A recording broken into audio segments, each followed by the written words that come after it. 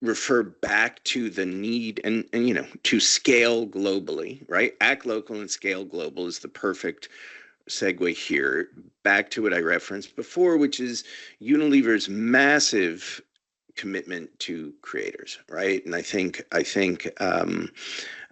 your investment in creators has grown and is intended to grow exponentially year over year.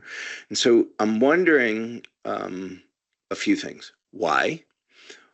What the why says about how you all are looking at the nature of marketing today, how brands are built, desire created, products and services sold, and importantly, tomorrow. Um, and then I'll ask some questions along the way, I know. Yeah, the creator choice starts back from how the world is changing and what we need to do. Unilever has 400 brands. We're in 190 markets. We identify 30 of those as power brands. We're a 60 billion euro revenue company, so we have big scaled brands. So scale is important to us, and building our brands are important. The creator model is all about shifting what I spoke about before to a new way of driving reach, engagement, and conversion. And the old way, where we had paid media and we broadcast it to lots of people who aren't delivering, no longer working, and delivering reach, engagement, and conversion. Because now everyone has a phone.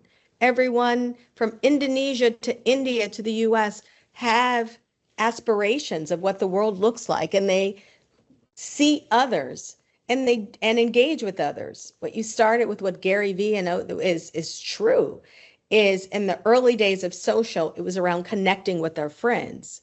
Now it's around engaging in content. And the creators have their communities who are sharing content. So creators are all about this many to many model. They create content. You have hero mega influencers or creators, and then you have nano influencers or creators that are sharing content with their tribe. That's the idea of a creator and influencer in every zip code. You have big cut through creativity that people are engaging with on social.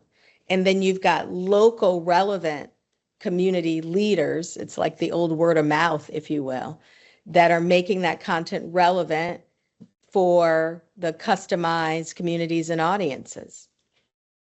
I referred earlier to, and I can't remember if we were talking specifically about a linear and broadcast model, but I referred earlier to the challenge of, there really is no scale anywhere except the Super Bowl.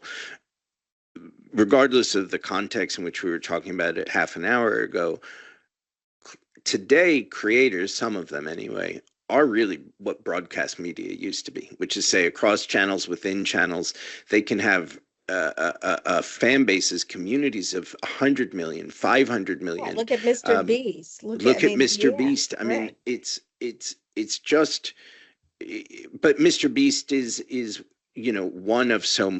one of many, not perhaps so many, and they really are the new mass media. And I keep coming back in my head throughout our conversation to something Phil Knight said back when there was mass media. Phil Knight, of course, the founder of Nike, and I think he's chair of the board now. And he was talking about, I think somebody questioned him on why they spent so much money to put Michael Jordan in commercials when they were Nike. Excuse me.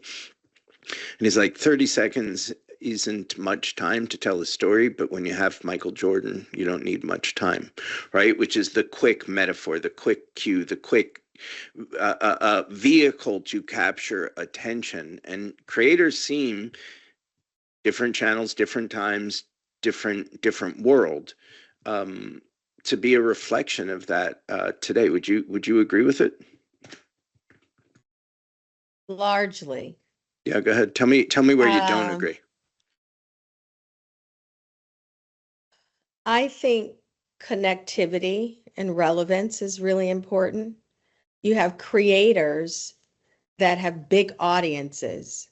I think them alone are insufficient. The power come from a big creator connected to someone that you really trust.